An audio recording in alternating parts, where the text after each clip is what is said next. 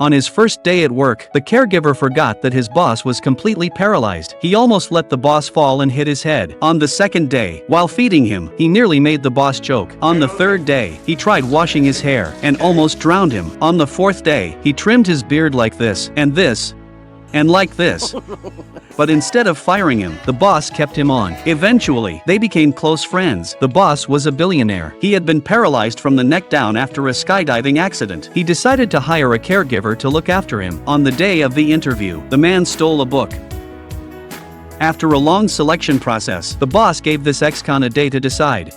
That night, the man returned home. His wife and son were distant, so he gave the stolen book to his son as a birthday gift, but the boy just went back to his room.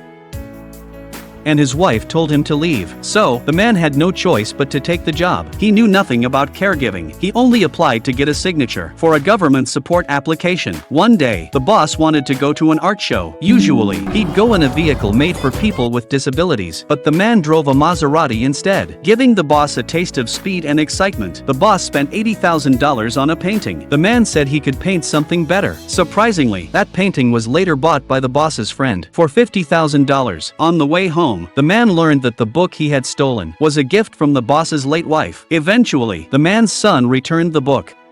And the man came clean. The boss forgave him. One night, the man heard the boss breathing heavily. It turned out he had dreamed of his late wife, combined with the pain of being paralyzed. It was wearing him down inside. So the man took him out for a late-night stroll. The boss shared memories of his wife. The man lit a cigarette for him without hesitation. When they passed by a restaurant, the man asked the waiter to see what the boss wanted to eat. These small things made the boss feel truly at ease. Only this man made him feel like a regular person. The next day, the boss took him to an opera. At first, the man was bored and started chatting with the woman next to him, but by the end, he was on his feet, clapping. They influenced each other deeply. One day, the man discovered the boss had a pen pal he'd never met, so he called her right away. The boss was thrilled and set a meeting for the weekend. That night, the boss couldn't sleep. Even billionaires feel insecure when their bodies hold them back. Finally, he met the pen pal. At first, the conversation went great, but in the end, she couldn't accept his condition. The rejection crushed him, and the man was let go.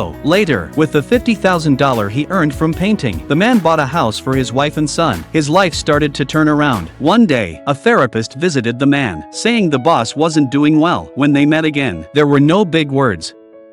The man simply brought him back to the spot where he had once gone skydiving. There, the boss rediscovered his confidence, and, with the man's help, he finally realized love had been right beside him all along.